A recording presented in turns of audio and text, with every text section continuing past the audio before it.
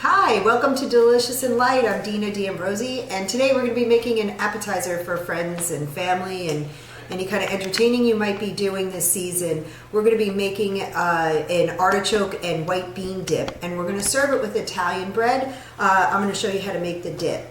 So this will serve about 8 people, and you want to start by preheating your oven to 375, which I have going on now. Pretty simple ingredients and really flavorful. It's like an Italian flavored dish or appetizer.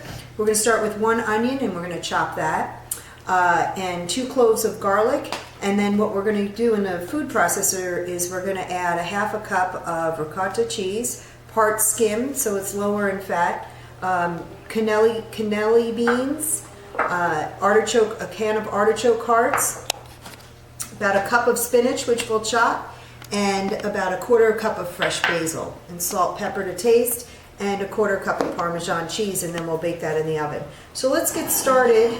We're going to first start by sauteing the onions.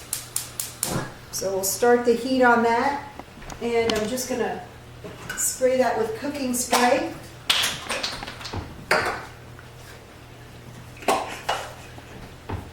With the cooking spray that the cap doesn't come off. And we're also going to add about a teaspoon of oil, and this is so that the onion won't burn. So just a little bit goes a long way. So we're just going to get a teaspoon in here. And this helps keep it lower in fat and lower in calories as well. Really, this is virtually a fat-free dish, except for the little bit of Parmesan cheese that we're adding to it. All right, let's put that on the side, and pan heating. So you just want to use a medium onion. This is probably a little bit larger than a medium onion, but it'll work out fine. Don't forget, you can get this recipe on deliciouslight.com, so you don't have to remember all of the measurements and the ingredients that are going into this dish. You can find it there, and don't forget to follow us on YouTube and Facebook, and you can get updates on when new videos are posted and new recipes as well. Let's just get that into the pan started.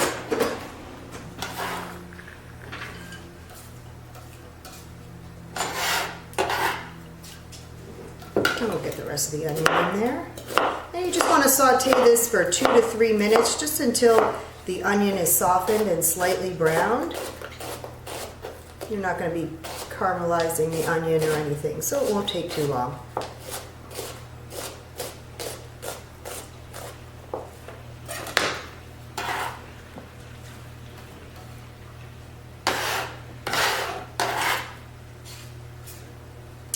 Alright, and then what I always like to do is cover it to begin with to release the liquid, and then I can cover it and let it brown for a minute or 2.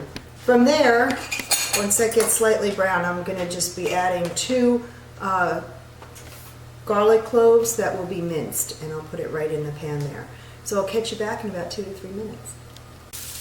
Alright, so these onions are just softened now, and they're just starting to turn a little golden, so they're perfect. So from here, I'm just going to add 2 cloves of garlic and mince it right in there, and cook that up for about no more than a minute, because we certainly don't want the garlic to burn. So we'll add that in there. Clove of garlic. There we go. I'm going to add a little salt and pepper. Salt, pepper. Stir this around a bit, and that is it. And this is the end of the cooking for on the stovetop for this dish. So I can just add these onions right into the food processor.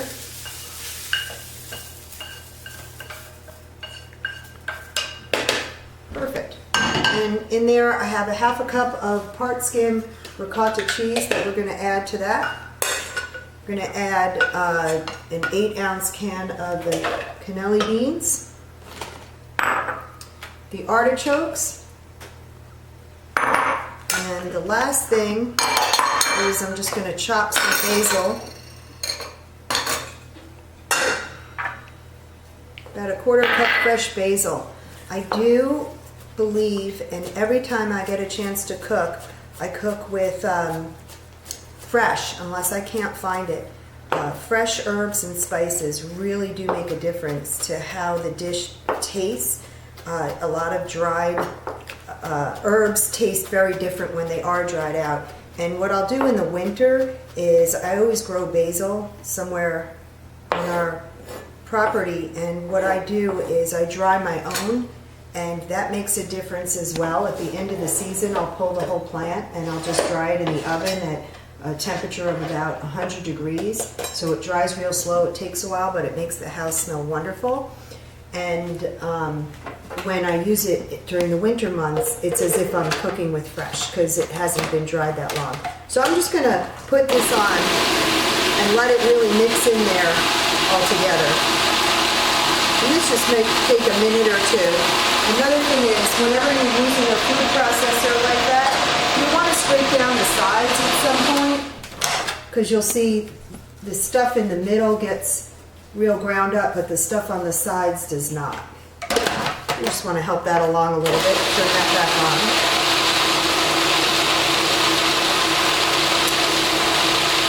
And you were looking for a smooth paste, is what it should look like. So just to show you, this is still, yep, this is smooth. So you'll see it's a smooth paste, almost like a spread, which is exactly what we're doing here. We'll set that aside for a minute. Then from there, what you want to do is take about a cup of spinach. This is baby spinach.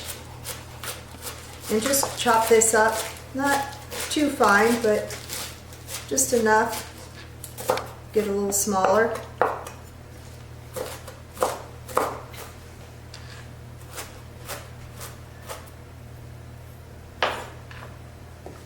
And we're going to add this to the food processor, and what you want to do to this is you do not want to just turn it on. You want to pulse it on and off for a few minutes because you just want to mix the spinach. You don't want to grind it up. And then we're also at the very end going to add a 1/4 cup of Parmesan cheese. So we'll get that open. Boy, that's giving me a hard time this morning. There we go. All right, so with the spinach, just hit pulse on and off.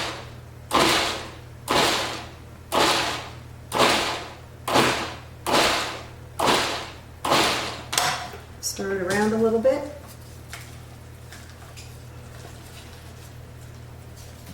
Scrape down the sides. A couple more times. Perfect.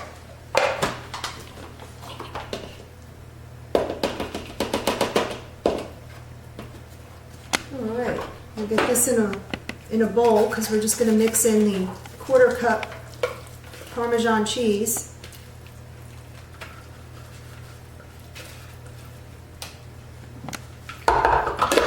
And so we're going to do a 1/4 cup Parmesan cheese, some pepper, and salt to taste.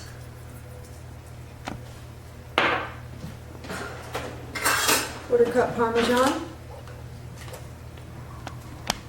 No, and you don't have to be exact. And just stir that around.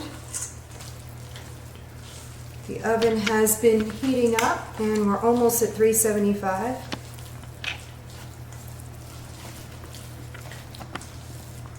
You can even taste this.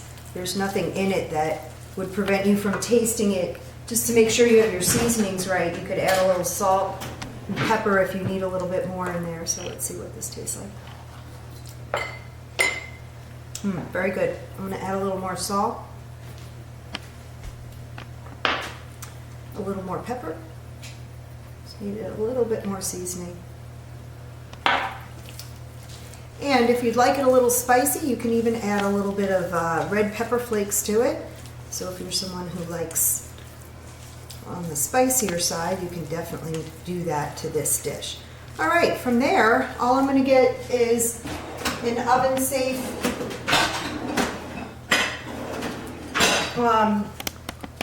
bowl to bake in. I'm going to spray and hope that this top doesn't fly off again.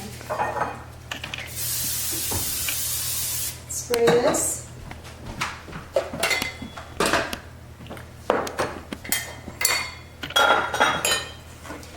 Add it to the bowl.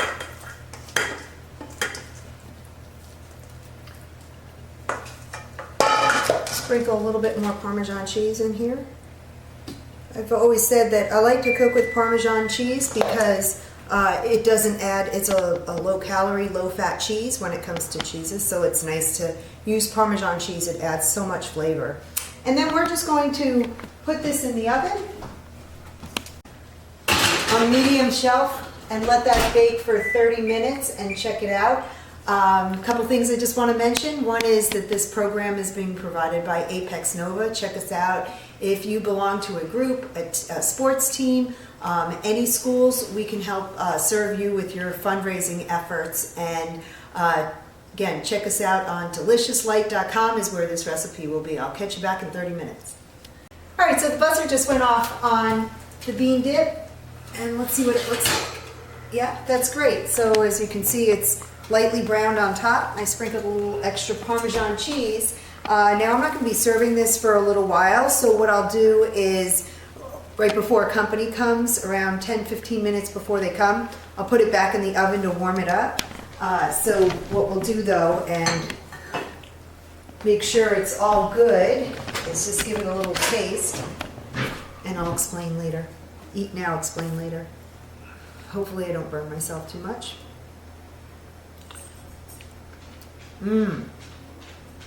Absolutely delicious. This is going to be a wonderful spread. You can taste the little bit of spinach. You can really taste the basil in here and the Parmesan cheese.